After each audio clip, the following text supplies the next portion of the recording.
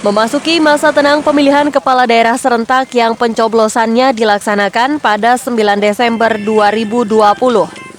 Komisi Pemilihan Umum Kota Waringin Timur bersama Badan Pengawas Pemilu dan pemerintah daerah setempat menertibkan berbagai alat peraga kampanye yang masih terpasang. Penertiban alat peraga kampanye dilakukan dengan menyisiri sejumlah ruas jalan yang ada di Sampit. Untuk wilayah kecamatan hingga kelurahan dan desa, penertiban APK dilakukan oleh petugas yang ada di masing-masing wilayah.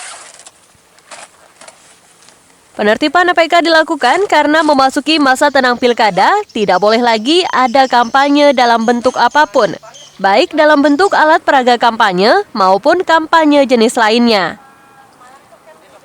Dalam penertiban ini, petugas dari Satuan Polisi Pamong Praja setempat melepas seluruh jenis APK yang ada, baik APK pasangan calon bupati dan wakil bupati Kota Waringin Timur, maupun pasangan calon gubernur dan wakil gubernur Kalimantan Tengah. Ketua Komisi Pemilihan Umum Kota Waringin Timur, Siti Fatonah mengatakan sebenarnya kepada seluruh pasangan calon diminta untuk melepas APK milik mereka. Namun karena masih terdapat APK yang terpasang, maka oleh petugas APK tersebut harus ditertibkan.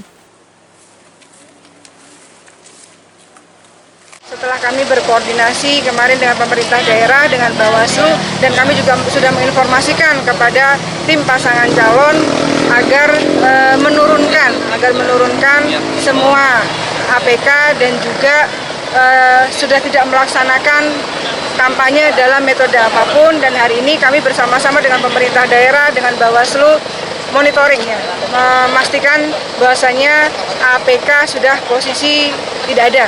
Ternyata masih ada, dan hari ini kami juga sekalian menertibkan APK-APK yang masih terpasang. Setelah penertiban APK dilakukan secara menyeluruh hingga ke tingkat desa, tetapi masih ada pasangan calon yang melakukan kampanye termasuk pemasangan APK, maka pasangan calon tersebut terancam dikenakan sanksi pidana. Intinya APK sudah dibersihkan oleh KPU pada tanggal 6. Andai ada muncul APK baru, ini akan masuk ke ranah kampanye di luar jadwal, dan itu ada pelanggaran pidana yang berharap semua pasangan calon bisa mentaati aturan pemilu. Selain melakukan pengawasan terhadap pasangan calon yang melakukan kampanye di masa tenang, Bawaslu juga mengawasi potensi terjadinya politik uang yang memang rawan terjadi saat berlangsungnya pemilihan umum. Saat ini telah ada satu kasus potensi politik uang yang ditangani Bawaslu Kota Waringin Timur.